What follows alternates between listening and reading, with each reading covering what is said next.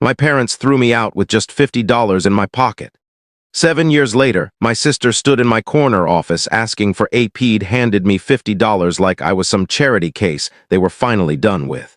7 years later, my sister stepped into my corner office in Austin, wearing that same practiced smile she used whenever she needed Dad to sign another tuition check or rescue her from yet another self-made disaster. Only this time, the man who once screamed that I was a useless parasite destined to fail was sitting quietly in my lobby, pretending to flip through an old magazine, waiting to see whether I'd save his golden child. The situation would almost be darkly amusing if it weren't so messed up. The same people who swore I'd be dead or in jail before 21 were now standing with open hands, desperate for help from the son they tossed aside 7 years earlier. The son they decided wasn't worth investing in. The son who apparently didn't even deserve basic human decency on the coldest night of the year. But I'm getting ahead of myself. To understand how I ended up here, you need to know exactly what happened that night. The moment everything broke, I'm 25 now, but I still remember every second of that February night in Toledo. It was Valentine's Day, because Frank Brennan always loved dramatic timing. The temperature sat at 8 degrees, with the wind chill dropping it to -10. I had just turned 18 midnight the night before, and there I was, barefoot on an icy porch, wearing socks with holes in the heels, clutching a trash bag filled with rushed-packed clothes while my mother cried despite trying not to. The porch was slick with ice. I remember that clearly because my feet kept slipping, forcing me to grip the railing just to stay upright. My toes were already going numb. I'd been inside watching TV when Dad got home from his factory shift and announced it was time for me to leave. No shoes, no discussion, just 10 minutes to pack whatever I could carry and get out. Dad blocked the doorway like a wall, 62, 250 pounds, arms thick from decades of hauling heavy crates at the automotive plant. His face was red, not from the cold, but from a fury he'd been building for weeks, maybe longer. The kind of anger that comes when a man convinces himself that cruelty is strength. "You're done," he said, calm and final, like he'd rehearsed it. "You're 18, legal adult. Get out of my house," I begged. I actually dropped to my knees on that frozen porch and begged. It's humiliating to admit, but I was terrified. I had nowhere to go. No relatives who'd take me in. No friends with spare rooms, and it was 8 degrees outside. I held my Ohio State acceptance letter in my hands, a partial academic scholarship covering about 60% of tuition. I only needed help with room and board for a year, maybe 2. After that, I planned to work through the rest. I'd been working since I was 15, dishwashing weekends, stocking shelves after school, anything that paid. I'd saved nearly $11,000 in an account Dad didn't know about. I just needed a little more. Dad laughed when I showed him the letter. Not a happy laugh, something bitter and hollow. Then he glanced at my sister Taylor, leaning against the banister in her brand new Kent State sorority hoodie, inspecting her manicured nails like none of this concerned her. "Tell him, Taylor," Dad sneered. "Tell your brother what your last semester cost." She shrugged without looking up. "Like 28 grand after scholarships. Maybe 30. I don't really track at 28,000, Dad repeated, turning back to me in disgust. "And you want more? So you can quit when it gets hard like you always do? That's not fair." I started. "Shut your mouth," he snapped, dropping his voice into that factory floor tone that made grown men flinch. "I broke my back for this family, worked doubles, missed sleep. I'm not carrying you anymore. You're an adult. Act like one." Mom tried to step in, face soaked with tears. "Frank, please, it's freezing. Let's at least talk inside." He shoved her back so hard she slammed into the siding. I flinched at the sound. And in that moment I knew. I saw the second she chose silence over me. She wasn't going to fight for me. She never had. In our family, Dad's anger always mattered more than my safety. It always had been. Dad reached into his wallet and pulled out 2 20s and a 10, all crisp, fresh from the ATM, like he'd withdrawn them just for this moment. He snapped them against my chest with 2 fingers like the cash meant nothing, like I meant nothing. They drifted down onto the porch like dead leaves, settling on the frozen concrete coated in ice. "There's your inheritance," he said. "Happy birthday. That's more than I ever got when I left home at 16. Taylor finally spoke from the safety of the warm house. "Dad, maybe he could sleep in the garage tonight, just tonight. It's really cold. He can sleep in the street for all I care," Dad growled, and I could tell he meant it. This wasn't an empty threat. He genuinely didn't care whether I survived the night. The locks are getting changed tomorrow morning. Anything he leaves behind goes to Goodwill. All of it. I'm done. The door slammed shut so hard the frame rattled. The deadbolt snapped into place with a crack that echoed in the cold air. 10 seconds later, the porch light shut off on its timer, leaving me in total darkness except for the weak yellow glow of streetlights 3 houses down. I stood there until I couldn't feel my toes anymore, until my fingers were so numb I couldn't bend them, until the cold settled so deep into my bones that I stopped shivering and went completely still. Something I later learned is a dangerous sign of hypothermia. My body was starting to shut down. Finally, I picked up the 3 bills with hands that barely worked, stuffed them into my pocket, grabbed the trash bag, and started walking. I didn't know where I was going. I just knew standing still meant freezing to death. The Greyhound station was 10 miles away, 10 miles through snow and ice in the middle of February, wearing socks with holes in them. By mile 2, my socks were soaked. By mile 5, I couldn't feel my feet at all. I kept moving because stopping meant dying.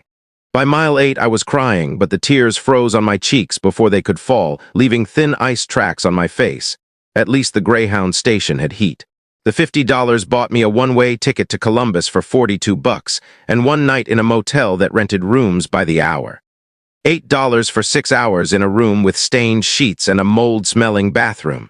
But it had warmth and a door that locked, that left me with nothing. After that first night, I was broke, homeless, and completely alone. That was the last time I ever thought of any of them as family. The last time I believed Frank and Taylor Brennan owed me anything, or that I owed them anything in return. The next 7 years were war. I fought with empty pockets and bleeding hands. I slept in places most people would get sick just thinking about. For the first 2 weeks, I slept in the bus station bathroom when the overnight guard was the kind one who pretended not to see me. When the cruel guard was on duty, a guy named Phillips who seemed to enjoy harassing homeless people. I slept under overpasses or in doorways of closed shops, curled up inside that trash bag for warmth. I got jumped twice in the first month. The first time was for my shoes, waterproof sneakers I'd bought with diner money I'd saved. 3 guys cornered me behind a warehouse around 2 a.m. I tried to fight, but there were 3 of them. They took the shoes and left me with a split lip and a bruised rib. The second time was worse. That was for my backpack and the laptop inside it. That laptop was everything. My only possible way out. My future sitting in a beat-up Dell. 4 guys this time, older and bigger. When I tried to hold on, they beat me worse. Broken nose, 3 cracked ribs, a concussion that left me seeing double for 2 days. Then they took it anyway, along with the backpack that held the rest of my clothes. I learned fast after that. I started hiding the laptop in a plastic grocery bag inside my coat, pressed against my chest. I slept with it under my head like a pillow, even though it wrecked my neck. Paranoid doesn't even begin to describe what I became. I woke every 15 or 20 minutes, checking to make sure it was still there. Losing it again scared me more than getting beaten. Food was whatever I could find. I learned which gas stations tossed out donuts at night, which dumpsters weren't locked, which food pantries didn't ask too many questions. I learned to eat fast because having food visible made you a target. You either ate it immediately or hid it. The hardest part wasn't the hunger or the cold or even the fear. It was being invisible. People looked straight through me like I didn't exist. Families walked past. Kids my age went to class or work. I might as well have been trash on the sidewalk. You learn quickly that society doesn't see homeless people as human. Just problems to ignore. About 6 weeks after I reached Columbus, I finally found work washing dishes at the Sunrise Diner. Off I-75, the owner was a guy named Vincent, an ex-con who'd done time back in the 90s. He got out, stayed clean, and eventually opened the diner. He noticed things, especially the kid who never complained and never missed a shift. Vincent figured out I was homeless one morning when he caught me washing up in the bathroom before work. A few days later, he nodded toward the back and said, "Storage room. There's an old cot and a space heater. You come in at 4 o'clock a.m. to take produce deliveries. You can sleep there. Don't make me regret it." I agreed so fast my voice cracked. A storage room with a cot felt like winning the lottery. The cot was one of those folding military surplus ones, uncomfortable as hell, but better than concrete. The room was cramped and smelled like cardboard and cleaning chemicals, but it was warm, dry, and safe. Vincent let me keep my things there during shifts. The space heater was a fire hazard, one of those ancient ones with glowing orange coils, but it worked. I lived in that storage room for 8 months. I ate whatever food didn't sell. I learned how to make full meals out of scraps. Ketchup soup became my specialty, hot water, ketchup packets, crackers if I had them. Close enough to tomato soup to survive on. Vincent pretended not to notice food disappearing, even though we both knew he knew. Sometimes he'd accidentally overcook an order and tell me to toss it, then turn away while I ate it instead. I showered at the Planet Fitness 2 blocks away with a $10 monthly membership. That $10 mattered. Staying clean meant keeping my job. It meant not smelling like the streets. I paid for it by collecting cans and bottles on my day off, walking neighborhoods at dawn, digging through recycling bins, filling trash bags until I had enough to cash in. 5 cents per can in Ohio. Do the math. It's a lot of cans. That's when things started to shift. I taught myself how to code. The public library became my second home. Anyone could use the computers for 2 hours, and the librarians were kind enough to look the other way when I came back under a different name for another session. Fast food Wi-Fi cut you off after 30 minutes unless you bought something, which I couldn't always do. The library was free. On my days off, I sat there for 8, 10, sometimes 12 hours straight, grinding through tutorial after tutorial. I started with HTML and CSS because they were simple and free. Then JavaScript because every guide said you needed it.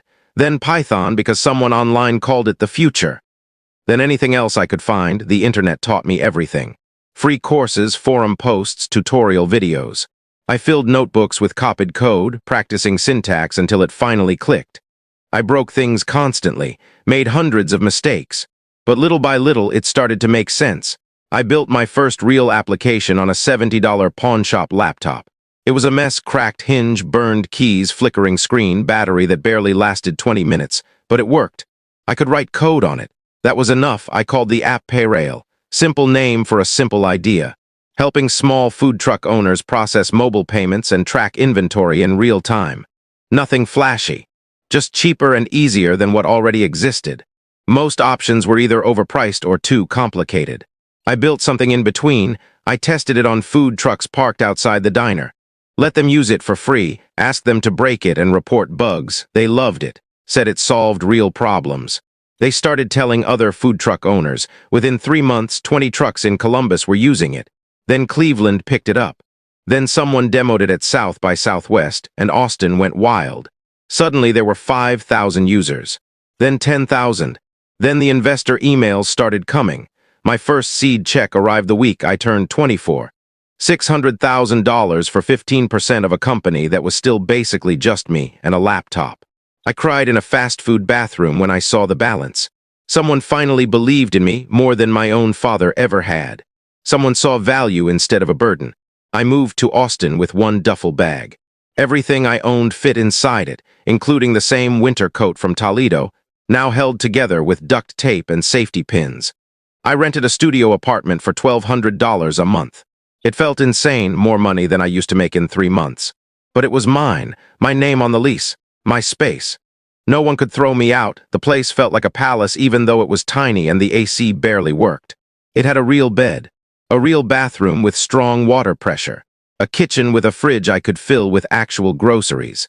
I could turn on lights without worrying someone would yell at me for wasting electricity. I could take long showers without watching the clock. I could sleep without keeping one eye open. But I was nowhere near finished. Not even close. I worked until exhaustion blurred my vision. 16-hour days staring at screens. Hands shaking from caffeine, sleep deprivation, and bad food. I kept building, adding features based on user feedback, hiring developers better than me to make the platform faster and more secure. I lived on ramen and 4 hours of sleep while the company exploded. Payrail jumped from 10,000 users to 50,000 in 6 months. Then 100,000. Then 500,000. Series A brought in 8 million. Series B brought 35. Growth beyond anything I'd imagined. When 2 early investors wanted to cash out after Series B, I refused to sign unless I got controlling interest. They laughed, told me I was a kid who didn't understand business, told me not to get greedy, so I walked away and let the deal sit unsigned for 3 weeks. Let them panic. Then I came back with one condition: 51% ownership, or I walk and start over, maybe even compete. They could keep their seats, salaries, and shares. I wanted control. They stopped laughing when their lawyers confirmed I wasn't bluffing. They signed. Today, Payrail is valued at $2.7 billion on paper. My 51% is worth more than every house, car, and savings account in the Toledo zip code I grew up in combined.